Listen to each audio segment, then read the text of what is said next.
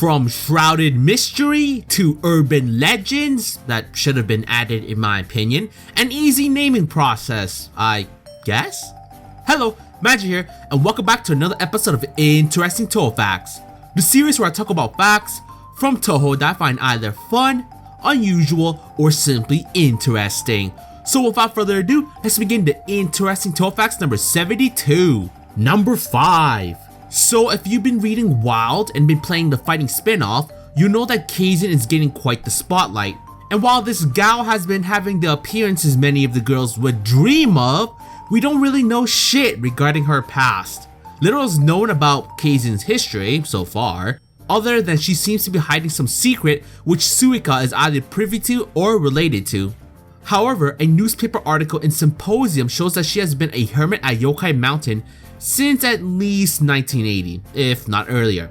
It is known that Kaizen lost her arm at some point in the past and replaced it with an artificial one, and that she's still searching for it. Just to note, there's a lot of things about Kaizen we still don't know, like how powerful she is or if she's even a hermit to begin with, but we'll tackle those down the line. Number 4. When it comes to Touhou's final boss, they tend to be strong-ass beings who have lived for quite some time, like Remelia the Vampire, Aaron the Lunarian Genius slash Immortal, fucking Jesus herself. We then have the oddball of the group, if you will, a bloody high school girl of all things. So, Sumuriko is the first final boss to be a human from the outside world since the PC-98 game Phantasmagoria of Dim Dream, who is Yumemi Okazaki. Sumuriko also has similarities to Yumemi. Besides this, both have an interest in magic, they try to take an inhabitant of Gensokyo, they have a cape, and had traps provided to lure them into their area.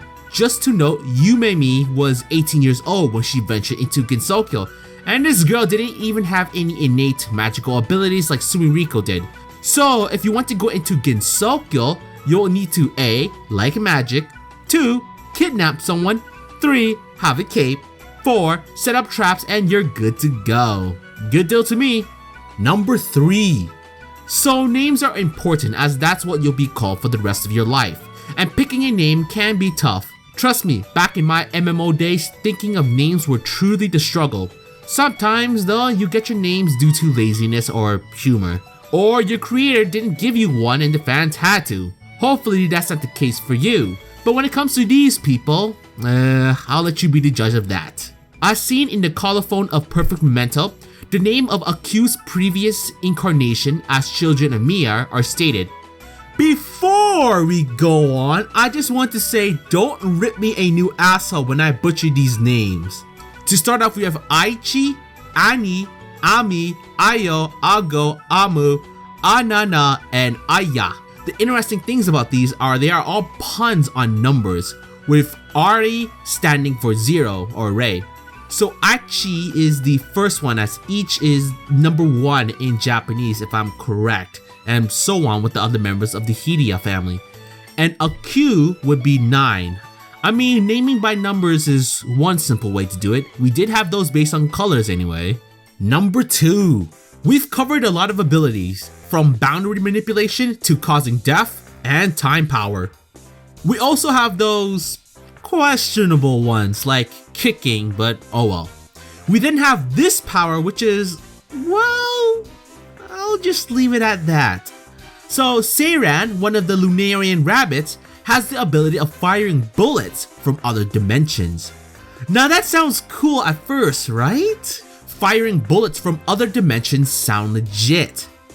But the more you think about it, the more you realize that her so-called special ability, to be frank, is dog shit. I mean, in theory, it sounds awesome, but the thing is, 99% of the girls here can shoot bloody bullets. So it doesn't even matter if they're from different dimensions or not, they're still freaking bullets. I mean, if Seiran was in a different universe, I'm sure her ability would have been unique and such. But when you exist in the same world as Touhou, it's rather shit, to be honest.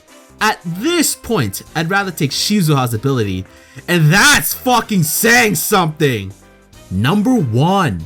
So if you played Urban Legend in Limbo, you'll know that it was caused due to people spreading around the rumors, plus Sagumi as well, although indirectly. Sagumi was the one who created the occult ball and sent it to the outside world, and Sumiriko used it later on during the events of the game. In the game, we saw quite a lot of myths, like Hasaku-sama, aka female Slenderman from my understanding, Nessie, and Turbo Granny. There's one more urban legend which I felt would have been perfect for the game. So in Forbidden Chapter 30, Kozuzu is holding a reading session for the kids when two of them come up to Kozuzu at the end and tell her about the rumor they heard.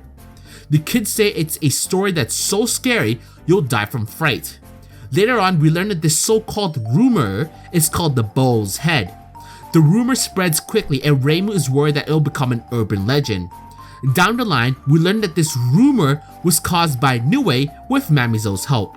The issue is settled by Reimu, which is all good, but I can't be the only one to think Nue would have been perfect for urban legend as a playable character. I mean, her whole shtick is about the unknown, which is what these urban legends are like. Oh well, there's always the possibility of untenning me, you never know. But yeah, hopefully you guys enjoyed this episode. Which facts were your favorite? Do you think Touhou needs more human final bosses like Sumiriko and Yumime? Would you rather have Shizuha's ability or Seiran's? Or do you think Nue would have been an excellent addition to urban legend? If you guys enjoyed this episode, please give it a like and subscribe, or else I might actually hear the Bull's Head story. Not a way I want to go out, to be honest. Either way, this is Magi, and thanks again for watching.